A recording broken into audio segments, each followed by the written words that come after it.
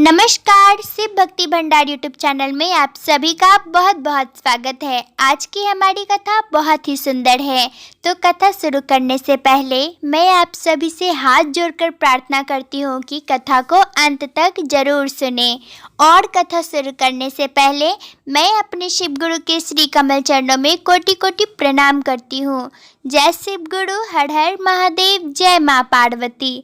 तो चलिए कथा शुरू करते हैं। शीला नाम की एक लड़की थी। देवादिदेव महादेव की नित्य प्रतिदिन पूजा पाठ करती थी, लेकिन बिल्कुल नादान थी। स्वभाव से बिल्कुल चंचल थी और बहुत ही रूपवती थी। शीला इतनी सुंदर थी कि जो कोई भी उसे देखता तो उसका तारीफ जरूर करता था। शीला को अब इस बात पर बहुत घमंड हो गया था। उसको अपनी सुंदरता को लेकर के बहुत ज़्यादा घमंड हो गया था। एक दिन क्या हुआ कि शीला भोलेनाथ के मंदिर से पूजा करके लौट रही थी। तभी रास्ते में उसे एक बाबा मिलते हैं। उसे देख करके शीला बोलती है कि बाबा, आप इस तरीके से गंदे कपड़ों में क्यों हैं? आपको पता भी है आपके ये कपड़े कितने गंदे महक रहे हैं और फिर आप कितने काले दिख रहे हैं। अब वो साधु बाबा जो थे उनको बड़ा ही क्रोध आ गया ये बात सुन करके। जब शीला बाबा का अपमान कर रही थी तो बाबा बिल्कुल समझ गए कि ये लड़की बहुत बड़ी घमंडी है, इसे अपने रूप पर बहुत ज़्यादा घमंड है। और तो और बाबा ऐसा सोच रहे थे, उसी समय वो बोल भी देती है कि मैं तो ऐसे एक दिन भी नहीं रह सकती हूँ, नहीं तो मेरा ये सुंदर सा चेहरा पता नहीं कैसा दिखने लगेगा, बिल्कुल आपकी तरह। अब वो साधु बाबा को पूरा विश्वास हो जाता है कि इस लड़की को अपने रूप पर कुछ ज़्यादा ही घमंड है। तो फिर साधु बाबा उसे श्राप देते हैं कि तुम्हें जिस रूप पर घमंड है ना, आज और अभी से तुम्हारा वो रूप तुम्हारा साथ छोड़ देगा और तुम बिल्कुल काली लड़की बन जाओगी। वो बाबा कोई साधारण बाबा नहीं थे, वो बड़े ही तपस्वी बाबा थे।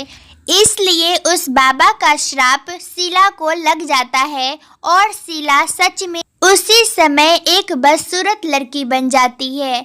और फिर ये देख करके शीला बहुत रोने लगती है और उस बाबा के सामने बहुत गिड़गिड़ाने लगती है। बाबा को भी शीला पर दया आ जाता है। वो सोचते हैं कि इसे अपनी गलती का एहसास हो गया है, इसलिए बाबा शीला को इस श्राप से मुक्ति का उपाय बताते हैं कि अगर तुम्हारे इसी रूप से कोई तुमसे सच्चा प्रेम करता है तो तुम पहले की तरह रूपवती ही बन जाओगी, पहले की तरह ही सुंदर दिखने लगोगी। और अब शीला बहुत रोती है और बाबा से कहती है कि बाबा, भला मुझे इस रूप में मुझसे कौन प्रेम करेगा? तो वो तपस्वी ऋषि शीला को कहते हैं कि इसकी तलाश तो तुम्हें स्वयं करना होगा। और फिर वो वहाँ से चले जाते हैं। अब शीला अपना बदसूरत चेहरा लेकर के घर नहीं जाती है, वो जंगल में ही रहने का सोच लेती है और वह सोचती है कि मैं उस इंसान का तलाश जरूर करूँगी।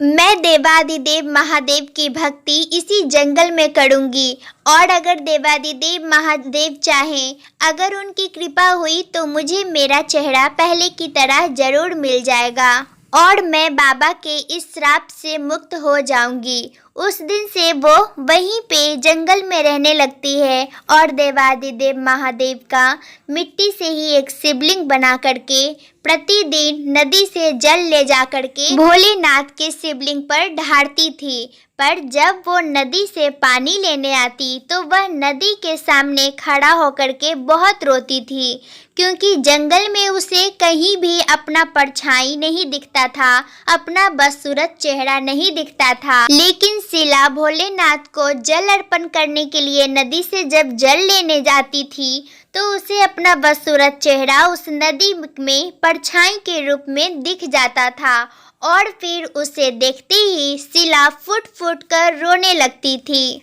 ऐसे ही शीला जब भी नदी पे जल लेने के लिए आती तो वह परछाई के रूप में अपना चेहरा देखती, परछाई में देखती कि वह कितना बदसूरत दिख रही है। तो ये सब देख देख करके उसे बहुत रोना आता और वह खूब रोती। ऐसे ही एक दिन क्या होता है कि शीला नदी के सामने खड़ी थी और अपना चेहरा देखकर आंखें बंद करके रो रही थी। तभी वहां पर एक मगरमच्छ आता है और जब वो शीला को रोते हुए देखता है तो वो नदी में से बाहर निकल जाता है और फिर शीला से पूछता है कि तुम यहाँ पे खड़ा होकर के क्यों रो रही हो। शीला किसी का आवाज सुन करके अपनी आंखें तुरंत खोल लेती है और अपने सामने जब मगरमच्छ को पाती है तो वो बहुत डर भी जाती है, लेकिन फिर उसे बड़ा अजीब लगता है क्योंकि उसके सामने जो मगरमच्छ था वो आधा तो मगरमच्छ था, लेकिन उसका सर जो था वो देखने में बिल्कुल इंसान की तरह था और फिर वो मगरमच्छ इंसान की तरह बोल भी रहा था। शीला मगरमच्छ को अपने बारे में तो कुछ भी नहीं बताती है कि वो क्यों रो रही थी, लेकिन ये जरूर पूछती है कि तुम कौन हो। तो मगरमच्छ बोलता है कि मेरा नाम मगरध्वज है और मैं अपने नदी का रक्षक हूँ। शीला बोलती है कि रक्षक और वो भी नदी का, नदी में भला कौन चोरी करने आएगा, कौन चोर आएगा जो तुम इस नदी के रक्षक हो। मगरमच्छ को ये बात सुन करके बहुत गुस्सा आता है और वो बोलता है कि ये साधारण नदी नहीं है, इस नदी के अंदर मेरा महल है, तुम मेरा मजाक उड़ाई हो, इसलिए चलो मैं तुम्हें अपने महल में कैद करके रखूंगा। और फिर मगरमच्छ शीला को जबरदस्ती अपने साथ नदी में लेकर के जाता है। तो शीला वहां देखती है कि सच में वहां पे एक महल था जिसमें कि वो मगरमच्छ रहता था। मगरमच्छ शीला को बोलता है कि आज से तुम यहीं पे एक कैदी के रूप में रहोगी और मैं जो तुमसे बोलूँगा वो तुम्हें करना पड़ेगा। और फिर मगरमच्छ जो था, जिसका नाम मगरध्वज था, वो शीला को बहुत परेशान करता था। कभी बोलता था कि जाओ ये काम करो, तो कभी बाग से फूल ले आओ, तो कभी बोलता कि महल की वह वस्तु गंदी पड़ी है उसे साफ कर दो। मगरध्वज जो कुछ भी कहता शीला उसे चुपचाप कर लेती। ये सब देख करके मगरध्वज बड़ा परेशान रहता। उसे समझ नहीं आता था कि आखिर ये लड़की मेरा सारा बात क्यों मानती है। मैं इसे इतना परेशान करता हूँ, इससे इतना काम करवाता हूँ और फिर इसे गुस्सा भी नहीं आता है मुझ पे। ऐसे ही कुछ दिन बीत जाता है। तो एक दिन क्या होता है कि शीला महल की साफ सफाई कर रही थी, तभी उसे किसी के रोने का आवाज आता है और वो जाकर के देखती है तो देखती है मगरध्वज एक आईने के सामने रो रहा था। तो शीला उससे जा कर के पूछती है कि तुम क्यों रो रहे हो, और फिर मैं ये भी जानना चाहती हूँ कि तुम्हारा पूरा शरीर मगरमच्छ का और तुम्हारा सर आदमी जैसा क्यों है और तुम आदमी की तरह कैसे बोलते हो। शीला के ये सवाल पूछने पर मगरध्वज रोने लगता है और वह बोलता है कि इसके पीछे एक लंबी कहानी है। मैं एक राजकुमार था और फिर एक बाबा के श्राप के कारण मैं आधा मगरमच्छ और आधा इंसान बन गया। फिर क्या, मगरध्वज शीला को अपनी कहानी सुनाता है कि वह एक राजकुमार था और उसे शिकार करना बहुत ज़्यादा पसंद था। खास करके मगरमच्छ का शिकार करना उसे बहुत पसंद था और वह बहुत ही ज़्यादा सुंदर था, तो उसे अपने रूप पर भी बहुत ज़्यादा घमंड था। एक दिन वो मगरमच्छ का शिकार कर रहा था और वो एक मगरमच्छ का शिकार कर भी लिया था। वो मगरमच्छ दर्द के मारे कड़ाह रहा था, छटपटा रहा था। तभी वहाँ पे एक तपस्वी ऋषि आते हैं और राजकुमार को कहते हैं कि अरे मूर्ख बालक, क्या तुम्हें एक बेजुबान की हत्या करते हुए जरा सा भी लज्जा नहीं आती? तुम्हें किसने अधिकार दिया एक बेजुबान जानवर की हत्या करने का? तो मगरध्वज राजकुमार तपस्वी ऋषि से क्या बोलता है कि देखो बाबा, तुम ज्ञानी हो तो अपना ज्ञान अपने पास रखो और फिर अपना ये गंदा शरीर लेकर के मुझसे तो दूर ही रहो। मैं इस राज्य का राजकुमार हूँ, अगर मैं चाहूँ तो तुम्हें अपने राज्य से धक्के मार के बाहर निकलवा सकता हूँ। फिर क्या वो तपस्वी ऋषि को ये बात समझ में आ गया कि ये राजकुमार बहुत ज्यादा घमंडी है, इसे सबक सिखाना ही पड़ेगा। फिर उसी समय वो बाबा उसे श्राप दे देते हैं कि आज से तुम एक मगरमच्छ की जीवन जियोगे और तुम्हारा ये सारा राज्य जिस पे तुम्हें घमंड है वो सारा नदी के नीचे चला जाएगा और तुम्हारा जो ये रूप पर घमंड है वो एक मगरमच्छ का बन जाएगा। वो तपस्वी ऋषि जैसे ही ये श्राप दिए वैसे ही मगरध्वज एक मगरमच्छ बन गया और फिर उसको अपनी गलती का एहसास हुआ और वो बाबा से क्षमा मांगने लगा। बाबा को उस पे दया आ जाता है और फिर वो बाबा उसे एक उपाय बताते हैं श्राप से मुक्त होने का। और वो बाबा कहते हैं कि इस तालाब पे एक देवी जैसी लड़की आएगी और अगर वो तुमसे इसी रूप में विवाह करने के लिए तैयार हो जाती है तो फिर तुम इस श्राप से मुक्त हमेशा हमेशा के लिए हो जाओगे।